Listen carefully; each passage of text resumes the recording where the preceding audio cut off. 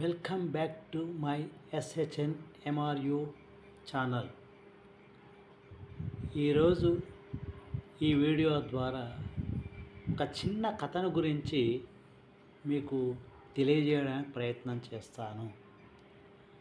హాస్యము, suspense, ఇంట్రెస్టింగ్గా ఉండేటువంటి ఒక చిన్న పిల్లవాడి కథ గురించి మీకు తెలియజేయడానికి ప్రయత్నం చేస్తాను. అంతకంటే ముందు ఈ ఛానల్, ఈ స్టోరీ మీకు నచ్చినట్టయితే లైక్ చేసి, షేర్ చేసి, సబ్స్క్రైబ్ చేసుకోవాల్సిందిగా కోరుతున్నాను. అసలైన కథలోనికి వెళ్దాం. ఇక ఆలస్యం ఎందుకు.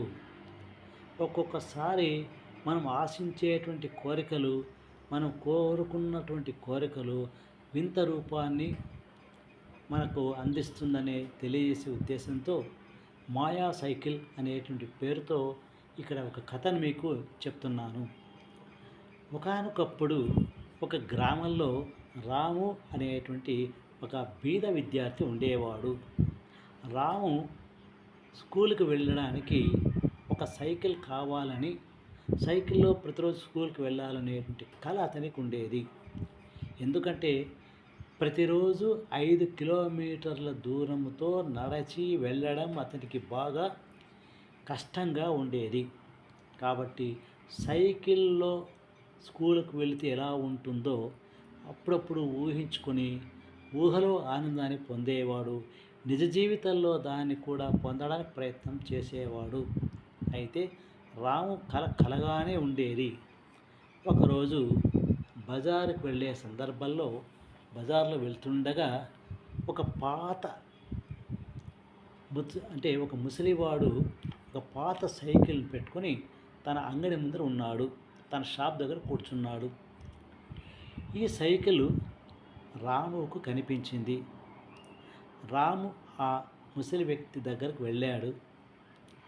రాము ఇలా అడిగాడు, అన్నా, ఈ సైకిల్ ఎంత అని అడిగాడు.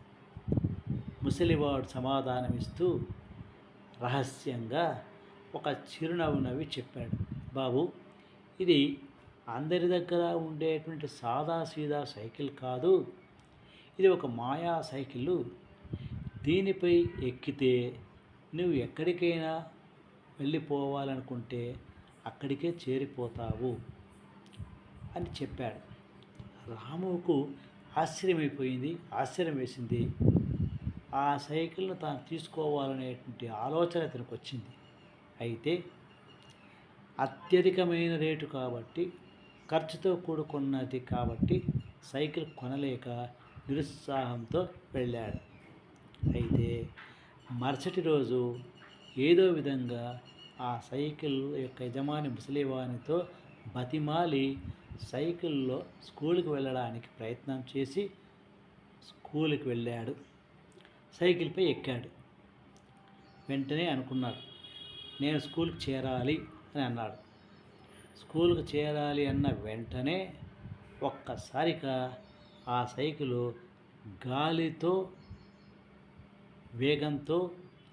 గాలి కన్నా ఎక్కువ వేగంతో వెళ్ళి స్కూలు యొక్క గేటు దగ్గరకు చేరిపోయింది. అక్కడ పిల్లలందరూ చూసి పెద్దగా నవ్వారు. అరే రాము, నువ్వు సూపర్ మ్యాన్ లాగా వచ్చావురా అని అన్నారు. తర్వాత రాము మరో ప్రయోగం చేయాలని అనుకున్నాడు.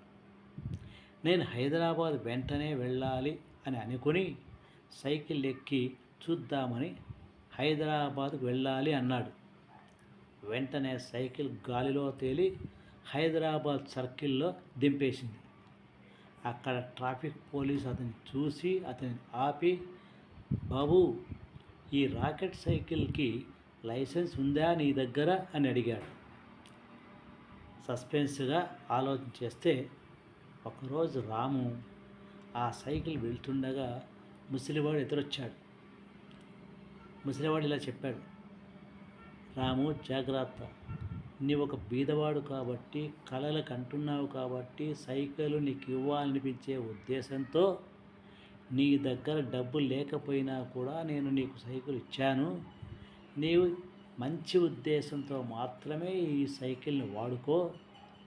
ప్రయోగం చేద్దామని చెప్పి సైకిల్ ఎక్కి ఎక్కడెక్కడో పోవాలని ఆశిస్తే నీకు ఇబ్బంది అవుతుంది, నీకు నష్టం అవుతుంది అని జాగ్రత్తగా వాడుకో అని చెప్పి ఆ యొక్క పాత సైకిల్ యొక్క ఓనరు వెళ్ళిపోయాడు. రాము జాగ్రత్తగా విన్నాడు. కాస్త భయం కూడా వేసింది, కానీ అలాగే జాగ్రత్తగా వాడుతూ ఉన్నాడు.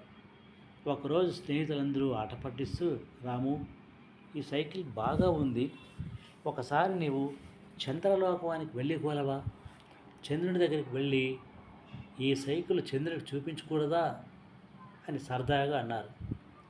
రాము వెంటనే వాళ్ళందరి కోరిక మేరకు సైకిల్ ఎక్కి చంద్రుడు అని అన్నాడు. సైకిల్ ఒక్కసారిగా గాలిలో తేలుతూ వేగంగా వెళ్ళి చంద్రలోకం పైన చంద్రుడి మీద దింపేసింది. ఆ తర్వాత వెంటనే చంద్రుడి మీద ఒంటరిగా కూర్చున్న రాముకు భయం వేసింది. తన ఊరు, తన స్నేహితులు, తన యొక్క బంధువులు, తన తల్లిదండ్రులు ఎవరు కూడా, తన గ్రామం కూడా కనిపించలేదు. ఒక్కసారిగా భయమేసి తన తల్లిని, తన గ్రామాన్ని, స్కూల్ని గుర్తు చేసుకుని ఏడవడం మొదలుపెట్టాడు. ఆ తర్వాత ఇంకొకసారి గుర్తొచ్చి, నాకు సైకిల్ కావాల్సింది ఇలాంటి సైకిల్ కాదు, సాదాసీదా సైకిల్ కావాలి అని, ఆ మాయా సైకిల్ కాదు అని అనుకొని ఒక్కసారిగా సైకిల్ ఎక్కి నా ఇంటి దగ్గరకు వెళ్ళే నిజమైన మార్గం చూపించు అని అనుకున్నాడు. వెంటనే ఆ సైకిల్ వాళ్ళ ఇంటి దగ్గరకు చేరుకుంది. ఆ సమయంలో ముసలివాడు తిరిగి ప్రత్యక్షమై, బాబు, నీ మనసులో నిజమైన కోరిక ఇంటి వద్ద ఉండే ఆనందం అయితే ఈ సైకిల్ నిన్ను తిరిగి ఇక్కడికి తీసుకెళ్తుంది అన్నాడు. క్షణంలో రాము తిరిగి తన ఇంటి ముందు ప్రత్యక్షమైనాడు. ఆ తర్వాత అతనికి తెలిసింది, మనకు కావాల్సింది నిజమైన సైకిల్లే కానీ మాయా సైకిల్లో లేదని, సంతృప్తి అనేటువంటిది ఉన్న దాంట్లో పొందాలని, కుటుంబం మధ్యలో ఉన్నప్పుడే ఆ ప్రేమ ఉంటుందని, కుటుంబం విలువ, కుటుంబ సభ్యుల విలువ, ప్రేమ విలువ తెలిసిందని, ఇక ఎప్పుడూ కూడా మాయా సైకిల్ ఆశించనని తనలో తాను తృప్తి చెంది అందరికీ ఆనందంగా అందరి మధ్యలో కలిసిపోయాడు. ఈ స్టోరీ యొక్క ఉద్దేశం ఏమంటే, అత్యాశకు పోతే, విపరీతమైన ఆశకు పోతే దెబ్బ తినాల్సిన పరిస్థితి వస్తుంది. ఉన్న దాంట్లోనే తృప్తిగా ఉండాలనేటువంటిది ఈ కథ యొక్క సారాంశము. ధన్యవాదాలు.